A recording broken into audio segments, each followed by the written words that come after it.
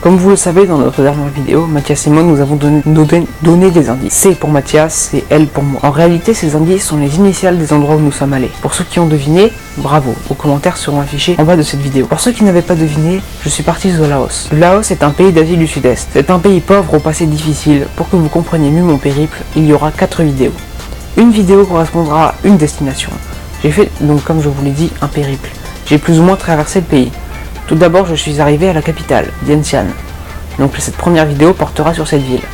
Ensuite, la deuxième vidéo du coup, portera sur Vang Vieng. Et la troisième vidéo portera sur Luang Prabang.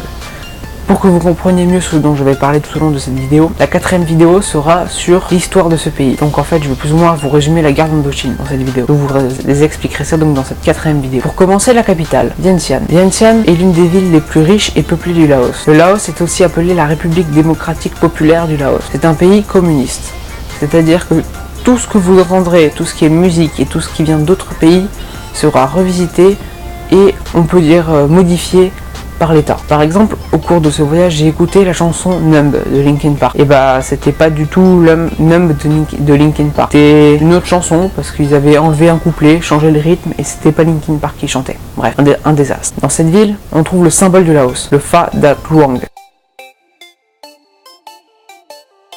Un immense temple au toit doré. Donc bien sûr je sais pas si c'est de l'or, mais en tout cas ce que je peux vous dire c'est que ce toit il est doré. Quand j'y suis allé il était en rénovation, bien sûr je n'ai pas pu le visiter. L'entrée était payante, elle était à peu près à 10 000 kips, mais je reviendrai sur les équivalents monétaires de ce pays plus tard. Les temples bouddhistes, pour revenir un peu sur les temples, c'est des endroits magnifiques, extrêmement décorés avec des peintures de partout. L'immense inconvénient c'est que plus ou moins ils se ressemblent tous. On en a fait plusieurs et malheureusement, ça se ressemblait vraiment, donc le premier est magnifique, le deuxième toujours aussi beau, et à partir du troisième, ça commence un peu à devenir redondant. C'est toujours des endroits magnifiques, et c'est toujours des endroits magnifiques, et il faut énormément respecter ces endroits. C'est-à-dire que partout où vous allez, vous devez ôter vos chaussures quand vous entrez dans les temples. Et les femmes ne doivent pas être habillées trop court, donc pas de mini-short ni de mini-jupe, il faut obligatoirement être en pantalon long, que ce soit pour les hommes ou pour les femmes. De plus, à Vientiane, on trouve l'arc de triomphe, du Laos bien sûr, pas celui qui est à Paris. C'est un arc de triomphe pour célébrer la victoire contre les Français.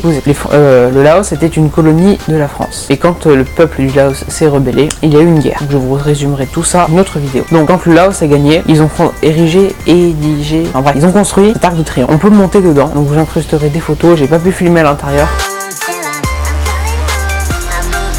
Parce qu'il y avait plein de commerçants et j'avais pas envie d'être mal vu par ces commerçants, sachant qu'on peut voir quand même que c'était assez pauvre. Bon bref, on peut monter tout en haut de l'arc de triomphe et monter surtout vraiment au sommet de cet arc de triomphe pour voir la ville. Et c'est vrai que depuis ce point de vue là, la ville est plutôt jolie. Enfin bon, bref. Bon, pour un peu plus parler de cet arc de triomphe, il a été construit entre 1957 et 1969 et donc du coup c'est pour célébrer la victoire du Laos parce que nous les Français on y allait, on a foutu la merde, du coup le peuple s'est rebellé. Logique, bien sûr, dans tous ces pays asiatiques où tout n'est pas cher, on peut trouver, ah oui c'est vrai, donc, les équivalents monétaires. 1 euro correspond à 10 000 kips laotiens, 9560 entre 61 et 69 kips, ça dépend, même des fois c'est 9500 kips. Donc faites attention, ne changez pas trop n'importe où parce que des fois vous vous faites douiller, donc c'est pas cher. Pour vous donner un ordre d'idée, là-bas on mangeait plus ou moins tous les jours pour 5 euros. Et à chaque fois on se régalait, c'était vraiment culinairement parlant, c'est très très bon. Je vais dire quoi moi déjà?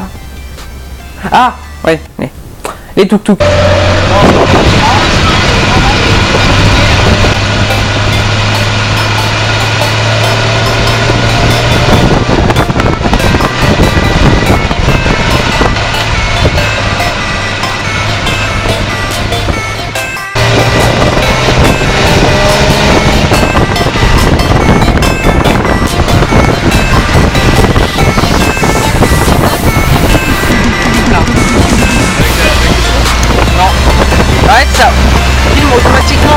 Les tuk-tuk sont une sorte de scooter attelé à une remorque. Bref, et dans cette remorque, il y a des bancs où on peut s'asseoir. Je pense que c'est le plus clair possible. De plus, à Vientiane, il y a un endroit assez glauque nommé Kopet. Une association qui a construit des prothèses pour les mutilés. Et là vous vous dites, les mutilés, bon je vous comprends tout à fait. En fait, le Laos pendant 9 ans recevait une bombe toutes les 8 minutes. Sauf que c'était pas des bombes style Little Boy, enfin des grosses bombes. C'était des petites bombes plutôt forme de grenade qui explosaient avec un contact au sol. Donc certaines qui n'explosaient pas sur le coup étaient toujours amorcées, mais n'explosaient pas.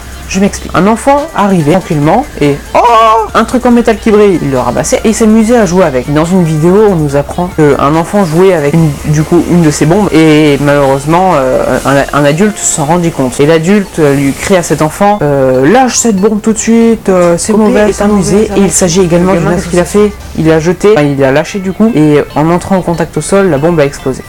Voilà, c'était tout pour cette première vidéo sur le Laos. J'espère que cela vous aura plu. N'hésitez pas à manifester votre contentement en pouce bleu ou en commentaire. Je vous dis à dans 2 semaines pour la suite de ce reportage. Tout le monde.